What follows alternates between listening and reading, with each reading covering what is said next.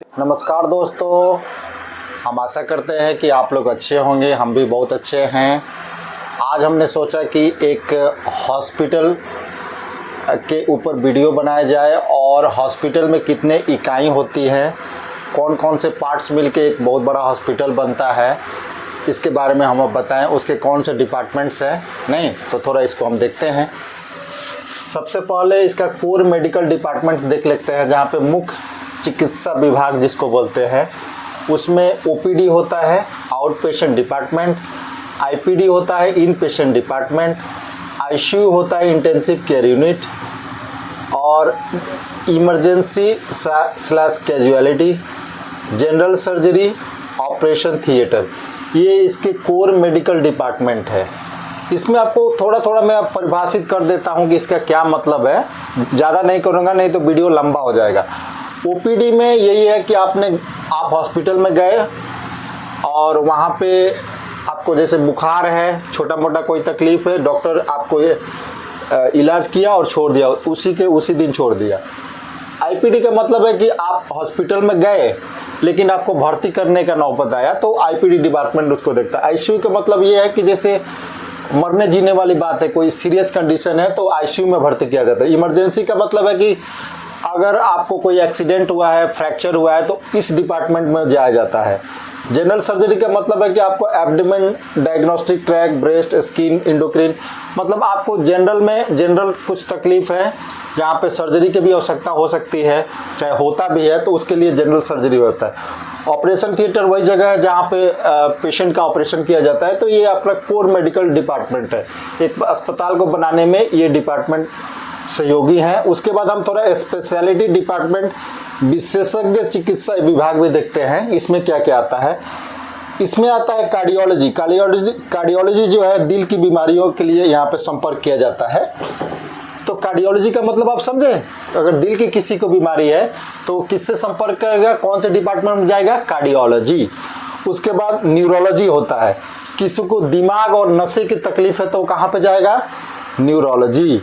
उसके बाद है ऑर्थोपेडिक्स, किसी का हड्डी फ्रैक्चर हो गया या हड्डी में कड़कड़ाहट है या कोई हड्डी संबंधित कोई तकलीफ है तो वो कहाँ पे जाएगा? उसको बोलते हैं ऑर्थोपेडिक्स। उसके बाद जो डिपार्टमेंट है उसको बोलते हैं पीडियाट्रिक्स, बच्चों को इलाज के लिए यहाँ पे लाया जाता है, पीडियाट्रिक्स।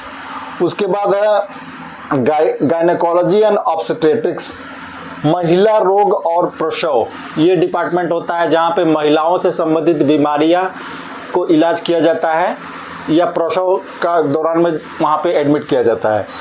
उसके बाद ये आता है डर्मेटोलॉजी का मतलब होता है स्किन और बाल से संबंधित अगर कोई तकलीफ है तो डर्मेटोलॉजी जो विभाग है हॉस्पिटल का, वहाँ पे संपर्क किया जाता है। उसके बाद आता है ऑप्थेमोलॉजी के मतलब होता है कि आँख से संबंधित अगर आपको कोई तकलीफ है तो इस विभाग में जाया जाता है। ईएनटी का मतलब होता है कि ईयर, नोज एंड थ्रोट, कान, नाक और गला, अगर इसमें कोई तकलीफ है तो इस डिपार्टमेंट में जाया जाता है। उसके बाद है ऑन्कोलॉजी, किसी को कैंसर जैसी गंभीर बीमारी होती है तो इस डिपार्टमेंट में जाया जाता है। उसके बाद है नेफ्रोलॉजी स्लैश यूरोलॉजी, किडनी और यूरिन संबंधित कोई अगर तकलीफ है किसी को तो इस डिपार्टमेंट में जाता है। उसके बाद है साइकियाट्रिक में मानसिक रोगों की चिकित्सा की जाती है। तो ये डिपार्टमेंट है जो स्पेशलिटी डिपार्टमेंट के अंतर्गत आते हैं, ठीक है। उसके बाद हम थोड़ा देखते हैं कि और भी डायग्नोस्टिक एंड सपोर्ट डिपार्टमेंट क्या होता है, इसके अंतर्गत क्या क्या होता है। यहाँ पे होता है रेडियोलॉजी में क्या क्या आता है? CT scan, MRI, ultrasound, X-ray. Pathology lab होता है। लैब में क्या होता है? ब्लड टेस्ट, यूरिन टेस्ट और भी बहुत सारे टेस्ट है जो इसमें होते हैं। फार्मेसी में क्या होता है? मेडिकल स्टोर जिसको आप जानते हैं, जहाँ पे दवा मिलता है। उसके बाद ब्लड बैंक वो जगह है जहाँ पे ब्लड को सुरक्षित रखा जाता है। कोई इमरजेंसी कंडीशन में अगर किसी को ब्लड चढ़ाना पड़ गया तो इस डिपार्टमेंट से संपर्क करके ब्लड लिया जाता है। उसके बाद है फिजियोथेरेपी का मतलब है कि एक्सरसाइज, अगर किसी को कोई नस में प्रॉब्लम है, कमर में प्रॉब्लम है तो यहाँ पे एक्सरसाइज की एडवाइस करता है डॉक्टर और आपको कैसे क्या क्या करना है उसके बारे में बताता है। उसके बाद वाला जो डिपार्टमेंट है उसको बोलते हैं एडमिनिस्ट्रेटिव एंड नॉन मेडिकल। इसमें आपका बिलिंग होता है, अकाउंट्स होता है, रिसेप्शन होता है, मेडिकल रिकॉर्ड रखा जाता है, जो भी पेशेंट उसमें आते हैं उनका एक मेडिकल रिकॉर्ड रखा जाता है, हाउसकीपिंग एंड सैनिटेशन, यहाँ पे सर सफाई का जो भी कर्मचारी लोग हैं उसका डिपार्टमेंट ये है। उसके बाद कैफेटेरिया एंड डाइटरी डिपार्टमेंट, इसमें आपको खाने पीने की जो भी आवश्यकता है हॉस्पिटल में स्टाफ के लिए चाहे मरीज के लिए, वो यहाँ इस डिपार्टमेंट में उसको तैयार किया जाता है। तो हम सोचे कि एक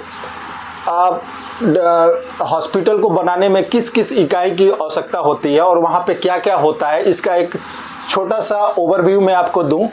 और एक बार फिर से मैं रिपीट कर लेता हूँ। कोर मेडिकल डिपार्टमेंट, मुख्य चिकित्सा विभाग, स्पेशलिटी डिपार्टमेंट, विशेषज्ञ चिकित्सा विभाग, सहायक और नैदानिक विभाग, डायग्नोस्टिक एंड सपोर्ट डिपार्टमेंट, और एडमिनिस्ट्रेटिव एंड नॉन मेडिकल। तो ये सारे चीज़ हमने आपको बता दिया कि एक हॉस्पिटल में कितने सारे डिपार्टमेंट हैं और कौन कौन से तकलीफ होने में आपको किस डिपार्टमेंट से संबंधित है। इस वीडियो को बनाने का पर्पस ये है कि एक समय था कि मैं हॉस्पिटल में गया और मुझे कुछ भी जानकारी नहीं था, तो डॉक्टर जो होता है उसमें शॉर्ट फॉर्म में आपको बोल देता है ओपीडी, आईपीडी, कुछ भी बोल देगा। फिर आपको समझ में नहीं आएगा कि आईपीडी में मतलब क्या होता है, वहाँ उस समय समझ में नहीं आता है। तो मैं सोचा कि क्यों ना आप इसका जो बेसिक जानकारी है वो रखें, तो आप जब हॉस्पिटल में जाएंगे तो कोई भी अगर डॉक्टर कुछ बोलेगा तो आपको समझ में आएगा कि एक्चुअली वो बोल क्या रहा है और इसको आप अच्छे से समझ पाएंगे। हम उम्मीद करते हैं कि आज का वीडियो आपको बहुत अच्छा लगा होगा। ओवरव्यू हॉस्पिटल का कि एक हॉस्पिटल बनाने में अंदर जो डिपार्टमेंट होता है कितना होता है और कौन सा डिपार्टमेंट किससे संबंधित होता है। ठीक है, हम आशा करते हैं कि ये वीडियो आपको बहुत अच्छा लगा होगा। अगर वीडियो ये अच्छा लगे तो हमारे चैनल को सब्सक्राइब करें, लाइक करें और अपने दोस्तों के साथ शेयर भी करें। थैंक यू दोस्तों।